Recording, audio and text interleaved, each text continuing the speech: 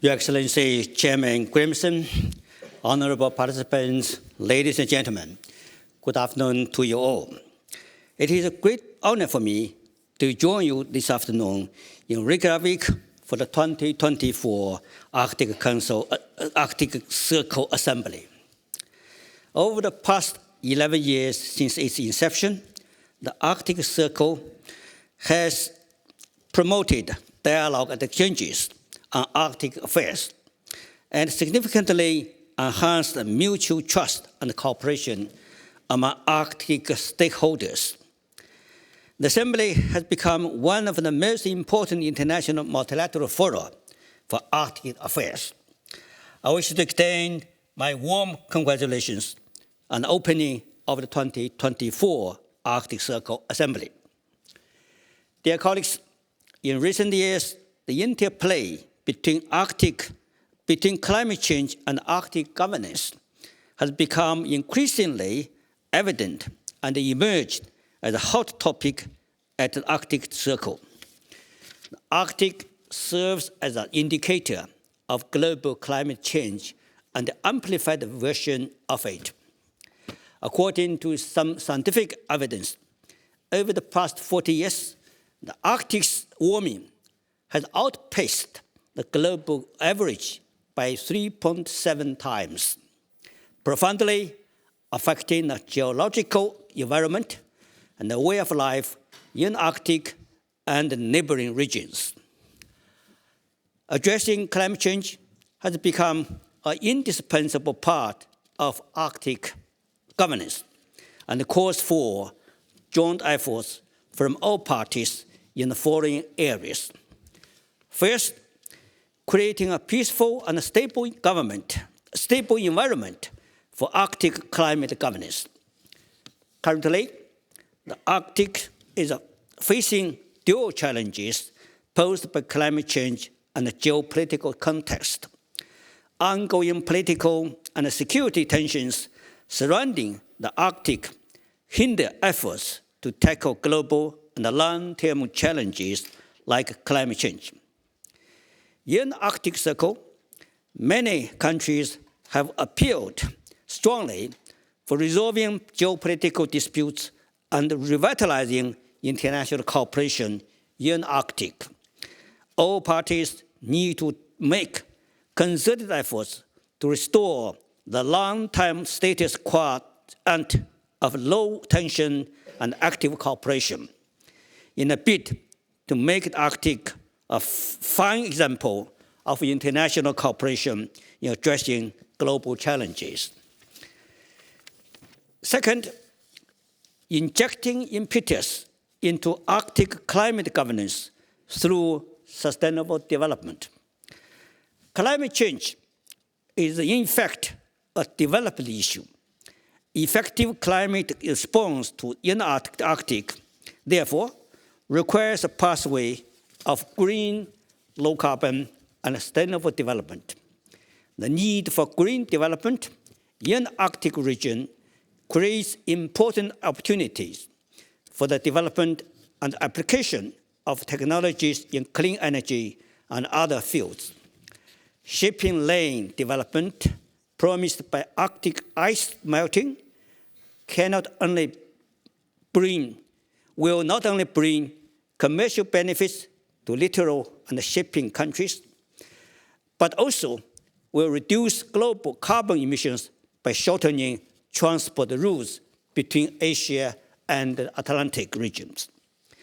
The sustainable utilization of Arctic resources will bring economic opportunities to the Arctic states and vulnerable groups, particularly the indigenous people, and enhance their economic resilience to climate change. Third, providing support for multilateral and bilateral cooperation in Arctic climate governance. We must uphold the multilateral Arctic governance mechanism. The Arctic Council, as the main intergovernmental forum on Arctic affairs, needs to move faster to resume its work across the board and plays a due role in sustainable development and environmental protection in the Arctic region. At the same time, the Arctic climate governance should be promoted in a coordinated manner under the framework of global climate governance, following the principle of common but differentiated responsibilities, as well as the objectives, principles, and the rules of the United Nations Framework Convention on Climate Change and its Paris Agreement. Climate governance in the Arctic cannot rely solely on Arctic states. All stakeholders need to leverage their respective strengths in finance, technology, and talents, pitch in together, and strengthen collaboration. Dear colleagues, ladies and gentlemen, China is geographically close to the Arctic, and its climate and environment closely entwined with the Arctic.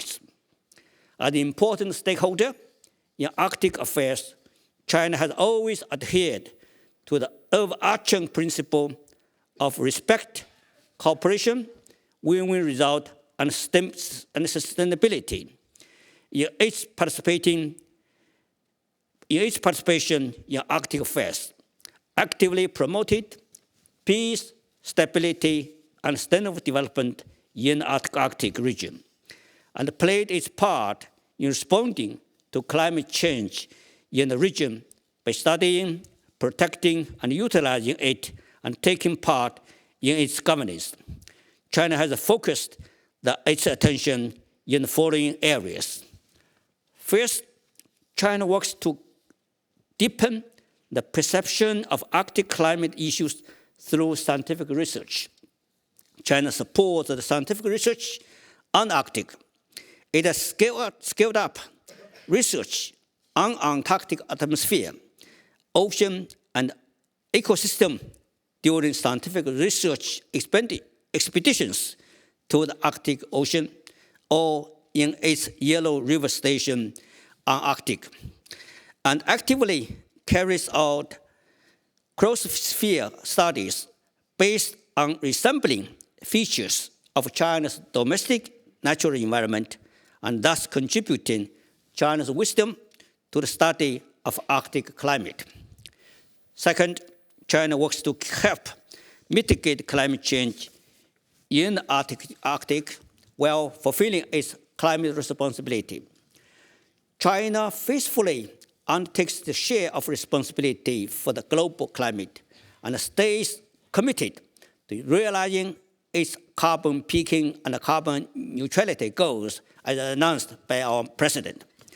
China will make the biggest reduction of carbon emission intensity in the world and move away from carbon peaking to carbon neutrality in the shortest time span in the world history. China's efforts will contribute to a better climate and environment in Antarctic. Third, China works to promote the green and the low-carbon development of the Arctic through Arctic Development Cooperation. While protecting the Arctic ecological environment and respecting the rights and the interests of the Arctic indigenous people, China is committed to strengthening economic cooperation with Arctic states in clean energy and other fields, taking an active part in building Arctic sea routes as a part of the Silk Road on ice cooperation for the sustainable development of the Arctic.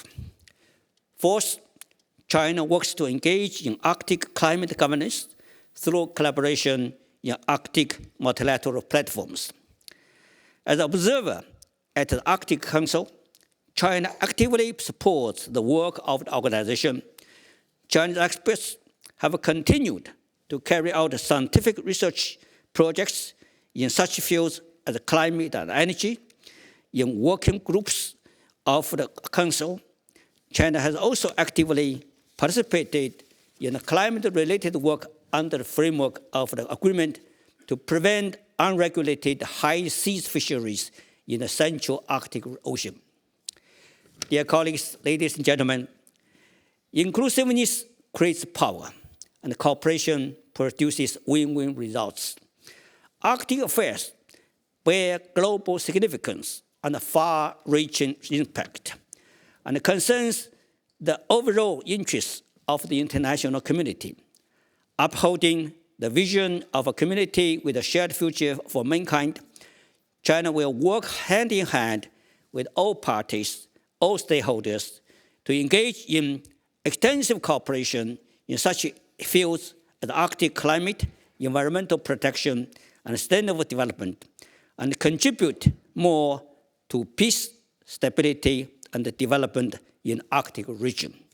In closing, I sincerely wish the 11th Arctic Circle Assembly a full success. I thank you. Well, thank you very much, Your Excellency. Thank you for this very extensive and detailed description of the policy and the vision of China.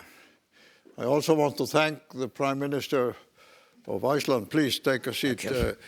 For taking the time at these very crucial moments in Icelandic political history to come here and make this opening speech before running to the meeting of the State Council. I also appreciate the comment made by the Icelandic Prime Minister that he really appreciates the open question and answer part of the Assembly, because we have had a kind of tradition, as Katrín Jakobsdóttir knows, that the Prime Minister of Iceland has been the only exception from questions from the hall, so maybe we should change that. Yes. So maybe we can get the lights up in the hall, if possible, and while you are contemplating to put your hands up, I need more lights in the hall so I can see where people put up their hands. Let me put you on the spot, because the hard fact is that unless China transforms and changes your energy practice, not policies, but practice, from fossil fuel, coal especially, over to renewable energy, the ice in the Arctic will continue to melt. So to some extent, the future of the Arctic is determined by the energy practices of China. And here today, also at the Business Forum where you spoke earlier this morning, you mentioned that in 6 years' time, by 2030 and then 2040, there would be monumental changes in China's energy policy. So my question is really this: will you do it? Definitely, we are going to do it. We are not doing it. I think we should achieve our carbon peaking goal before 2030. Well, and we are going to achieve our goal for carbon neutrality before 2060. Now, China in the process for build up its energy system, new energy system dominated by the renewable energy. Thank you. Well, that was a very clear answer. And as you know, we are filming this session. So we will invite you to come back in 6 years' time, whatever your title will be, and we will play it, yes. But it was clear. Thank you very much. So now it's up to you. It's a unique opportunity to put questions to the preeminent highest representative of China so far as the climate is concerned, the person responsible for China's climate negotiations internationally and with respect to other countries. So, don't tell me we have well over 1,000 people here and nobody has a question for China. I mean, come on. So I need more lights in the hall if I see that. So can you, yes, please go ahead, introduce yourself and put the question quick. Yeah. Hello, my name is Viktor Jaakkola. I'm from Finland, part of Operatio Arctis, which is a climate strategy agency. I'm very happy to hear about your ambitious goals of mitigation, of emission reduction, and reaching of carbon neutrality. I have to ask, is China researching solar radiation modification techniques? Because we know that even with fast emission reductions, a large chunk of the Himalayan glacier, for example, might still melt away till the end of the century. What is your policy regarding geoengineering? Will you wait a moment and we take the next question here? Thank you. I'm John Holdren. I was President Obama's science advisor for 8 years and chaired the Arctic Executive Steering Committee. And I am engaged in a collaboration between my Harvard projects and Tsinghua University on comparative pathways to deep reductions in carbon emissions by mid-century for both countries. My question to His Excellency is, what will be China's stance going forward on financing coal-burning power plants in developing countries? Great question. So let's take answers to these two. Thank you. I think it'd be regarding the first question from our Finnish colleague. I think definitely Chinese scientists are following the solar radiation research. But we're not just confined our monitoring on the Himalayas, but also all the high mountains around the world, including Alps, including Andes, including Africa. This is a challenge not for China, not even for Asia, but for the world. I think that's why we need to work together with countries from all 5 continents to ensure that our glaciers could be preserved. Second on the issue, I think it'll be from a U.S. colleague, definitely I think it'll be China, U.S. has worked very closely. We have a joint working group on enhanced climate action. I have worked over the past 9 months, I have worked very closely with my counterpart, Mr. John Podesta. I think, of course, definitely China has its own objective. But I want to also use this opportunity to remind to the world that if the world is going to achieve the carbon neutrality around the mid-century, developed country parties will have to achieve their carbon neutrality before 2040. Then we should have kind of average achievement before around mid of century. And you notice I announced that China has been, President Xi announced that China's objective for the carbon neutrality before 2060. So developed countries must take the lead in that respect. I thank you. I appreciate the leadership of Iceland. Your country has announced that you are going to achieve carbon neutrality before 2040. It's a good example for OECD countries. Thank you. Yeah, but we are also bringing our geothermal expertise to China, so helping you to close down the coal-driven heating system in Chinese cities and replacing it with clean Icelandic geothermal model. Another one, on coal plants, I think definitely China, as President Xi announced in 2021, we already stopped financing any coal power plants abroad already. Thank you. Well, these are pretty clear statements. So let us see 1 or 2 more questions. Yes, there's one there. There's one there also. Okay, stand up. You have to stand up. And then there's one there by the door. Yes. Yes, please ask this question first, and then we take that question. My question is for you. And you said in the opening statement that we bring not only CEOs, business owners, and big organizations, but indigenous people and locals, which is imposing that indigenous people are not CEOs, are not business owners and big organizations. And in order to create positive change in policy in the North, we need to include indigenous people in policy-making processes. So how do you plan on implementing and supporting indigenous people in Arctic policy? You were asking me? Mm-hmm. Yes. Or, okay.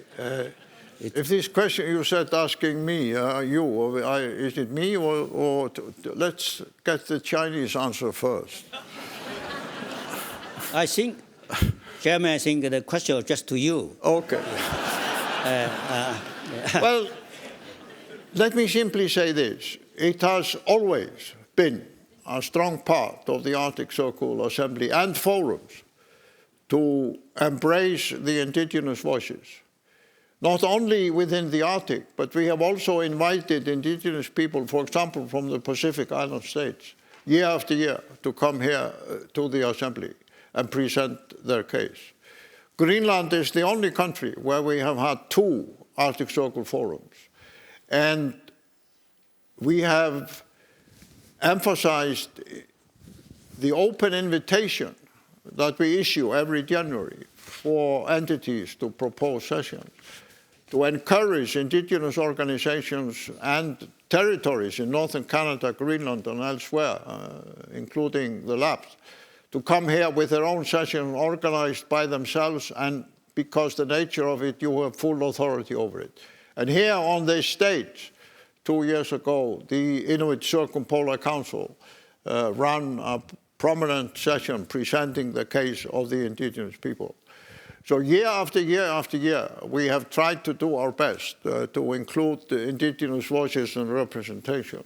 But we are not a policy-making organization. That is left to the governments and the parliaments of the respective countries. We are a convener.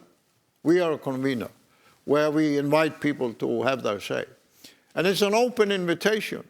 A gathering of young indigenous activists are free to propose sessions, and if we say yes, which we probably will do, they have full authority over the session, full authority. It's the only platform in the world where young indigenous people can come forward and organize sessions in their own name and have full authority over it. And it's a strong part of our mission to grow the indigenous voices. And we have even created a special mission council on the Arctic Global Indigenous Cooperation. So we take that part of our mission very, very seriously. Can we improve? Yes, of course we can improve. But it's partly up to the indigenous communities in different parts of the world to take up this invitation, to come and do your own thing, as I said in my opening speech here at the Assembly. So let me take this question to His Excellency. Yeah. Hello, my name's Jakob Meyer. I'm a master's student at the University of Iceland.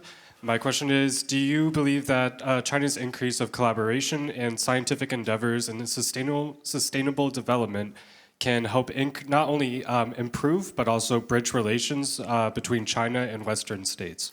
And I will take the final question here from Professor Vala here. Yeah.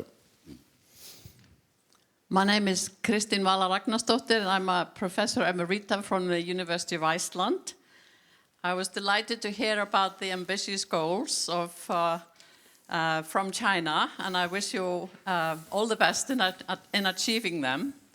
But in addition to reducing emissions, we also need to keep our ecosystems integrity. And I invite you to take part in an international campaign to make it a crime to destroy large-scale ecosystems. It's called ecocide law, and there will be a session on that today at 6:15, and we would love to tell you all about it. But please tell me whether you have heard about ecocide law. Well, I know it's entrepreneurial to use this question and answer period to advertise sessions, but well, thank you very much. I will allow you to answer these 2 questions. Yes. Thank you. I think Chinese scientists to be actively participated in the scientific research in the polar region. We have very special institutions for that research, and we have also, I think, our scientific research on climate change has been also very good.